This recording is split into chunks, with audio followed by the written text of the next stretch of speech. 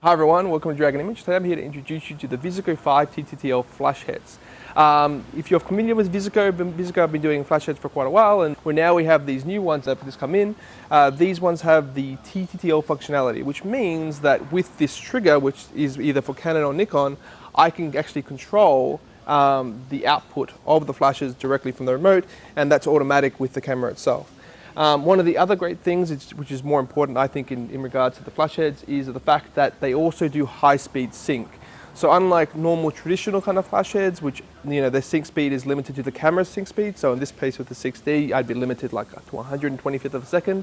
With this particular trigger and these flash heads, I can go all the way up to 1/4,000th of a second on a 6D, or if I was using a 5D, I'd go all the way up to 1/8,000th of a second.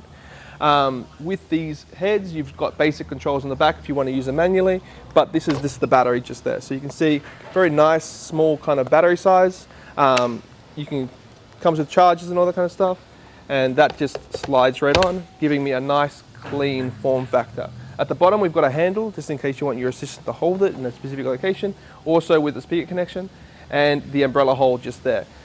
This softbox here is an optional extra that we think is great, and so we're just using it here. So here we have James. James is going to be our beautiful model for today, and we're just going to, using the trigger, we're going to shoot at 1/4,000th of a second, so I can show you how you can kind of see how much available light is in this area. We've got a light directly above him, which is lighting him, but when we shoot at that shutter speed, now suddenly I can easily isolate him from the background. And so what I can do now is I can change my shutter speed, so originally at 4,000. As I go further down, so let's just say 200th of a second. So suddenly by doing that, you can see how much the available light is actually exposing the shot versus how much was actually the flash. Which means that if I slow down my shutter, I can actually start introducing that available light as a secondary light source on top of the flash units that we're using. This is very handy if you're shooting outdoors and you have like a beach scene, but you'd want to adjust how bright the background is in relation to the subject. And also if you're doing a lot of architectural interiors where you want the outside light to affect the interior less, or if you want to see a little bit more of the outside.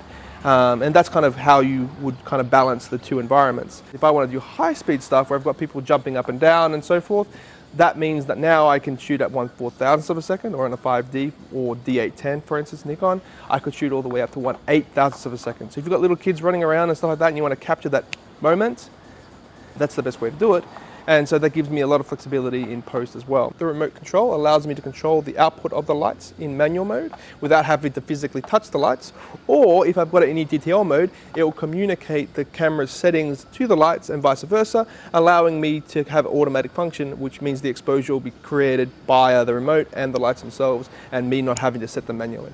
So if you're interested in these lights or anything else, please visit your local Dragon Image or go to our website.